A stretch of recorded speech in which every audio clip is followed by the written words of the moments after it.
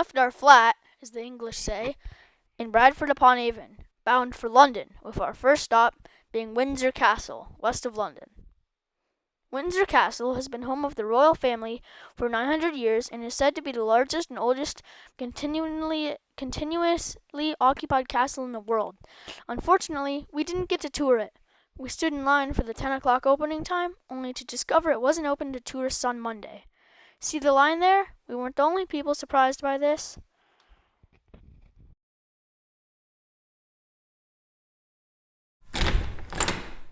Luckily, our Airbnb host in London invited us to check in early, so we headed straight to London in our new home in the Pimlico neighborhood. We really couldn't have been happier with our flat. It was a 3-level apartment with many beautiful rooms and a rooftop garden. After a chat with our host, we headed out to explore. Our first stop was Brixton. Why Brixton, you ask? My mom has been a fan of the musician David Bowie since she was my age, and David was born in Brixton. There's a mural just opposite the underground station there, which was painted in 2013. Also in Brixton, we found Electric Avenue, made famous by the Eddie Grant song in 1982. Electric Avenue is so named because it was one of the first street markets to be lit by electric lanterns. The Brixton market specializes in products from Africa, South America, Asia, and the Caribbean. While we were there, we stopped for lunch at Papa Brixton, which is a funky collection of businesses, restaurants, and event space made out of shipping containers. We had souvlaki at Souvlaki Street there, and it was delicious. They even had a vegan option.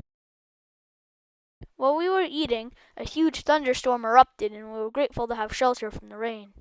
When it stopped, we ventured out to Soho to see some more sites associated with David Bowie and other classic rock musicians such as the Beatles and The Who. Trident Studios is no longer located in Soho, but it employed state-of-the-art technology at the time, and musicians such as the Beatles, Queen, Lou Reed, Elton John, and of course David Bowie recorded there. Continuing on our magical musical history tour, we saw 100 Wardour Street, the former site of the Marquee Club, where legendary artists played the small venue as up-and-coming acts. The Marquee hosted the Rolling Stones, Pink Floyd, Led Zeppelin, The Who, and again, David Bowie, just to name a few. It was rumored that after the musicians performed at the Marquee, they would head over to the Ship for a few rounds of drinks. Another nearby musical location is Denmark Street. Dubbed Tin Pan Alley, it was a place artists would meet, write, and record their latest songs, as well as try out new instruments in the many music shops lining the street. We passed the site of the Beatles' famous last performance in 1969 on the rooftop of the Apple Records building. To round out our tour of David Bowie sites, we visited Hedden Street, which is where he posed for the cover of his album, The Rise and Fall of Ziggy Stardust and the Spiders from Mars. It looks very different now, which makes sense since it's been over 50 years. That's a wrap! That will bring our first day in London to a close. Stay posted for more London attractions to come.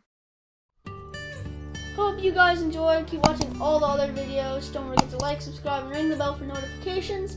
Feel free to leave any questions in the comments below. See you in the next video.